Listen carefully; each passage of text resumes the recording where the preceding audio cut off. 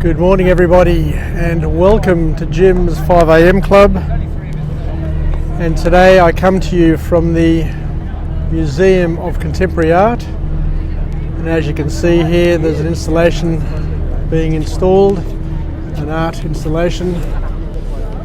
Looks like a big eye, and as you can see it's getting polished and prepared. So something quite modern and contemporary.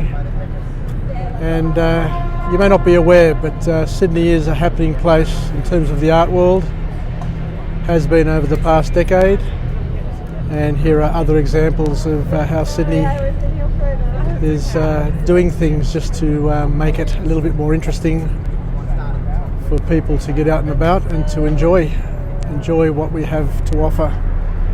Not sure what's happening this year with sculptures by the sea, but we'll see. We'll see what happens with time.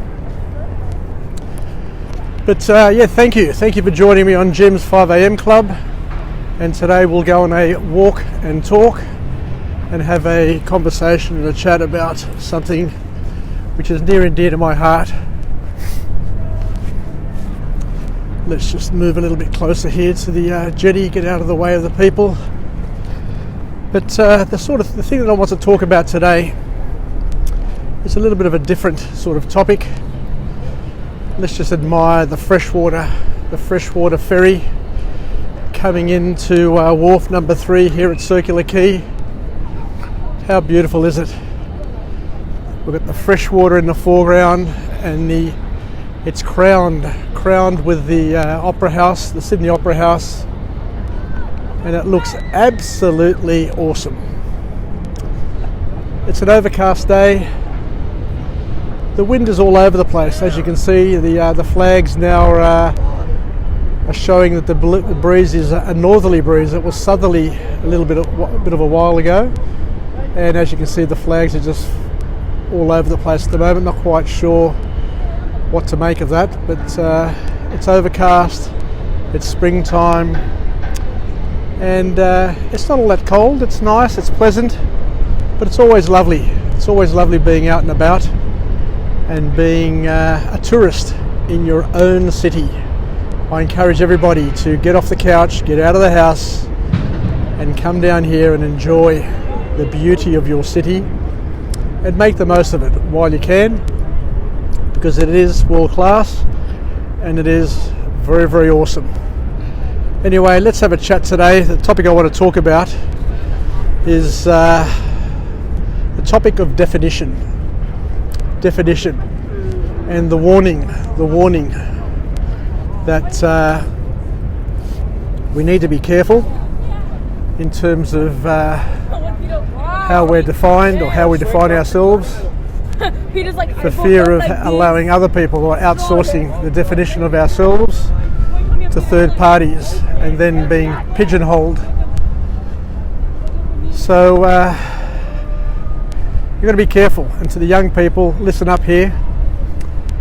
You've got to be careful, and you've got to guard your reputation with all your might, with all your soul, because people will try and define you, will try and pigeonhole you, will try and simplify the complex you into some small, basic, easy to understand definitions which may not be of your choosing. So my word of warning to everybody is to be on guard, be on constant guard, because people will put words into your mouth and corner you and lock you up in a definition not of your making. So you just need to push back and be attentive. Be attentive to the jokes that people say, the passing comments people make, and to pull them up. Don't be afraid to pull them up and say, settle down, you're trying to define me, and it's not a definition of my making, and it's not a definition of my approval.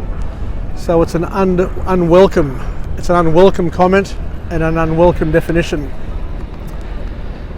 Don't be afraid to tell people that they're putting words into your mouth and they're trying to make you or turn you into a person who you're not.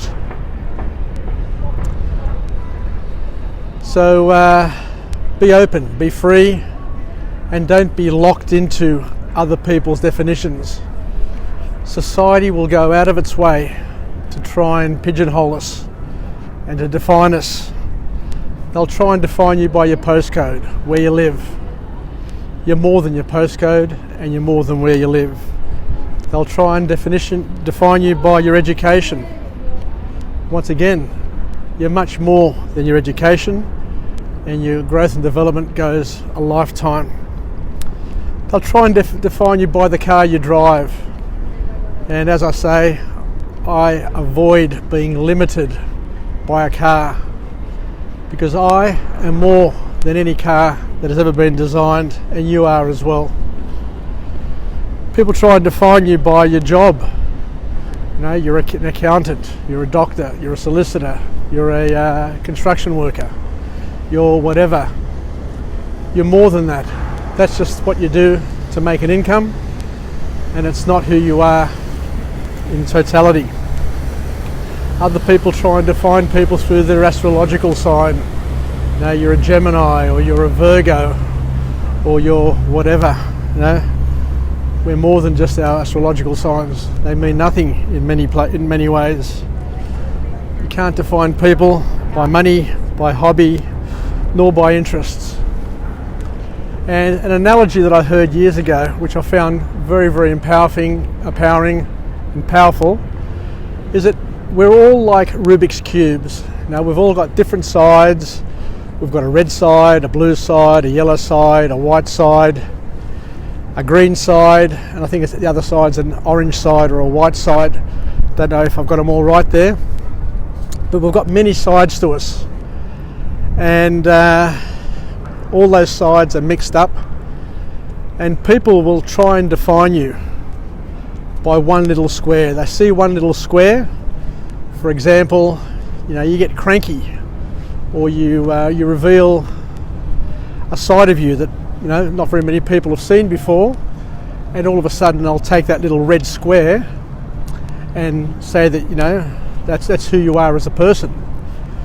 That's not the way it should be. So once again, push back and make sure that people don't get comfortable with trying to define you.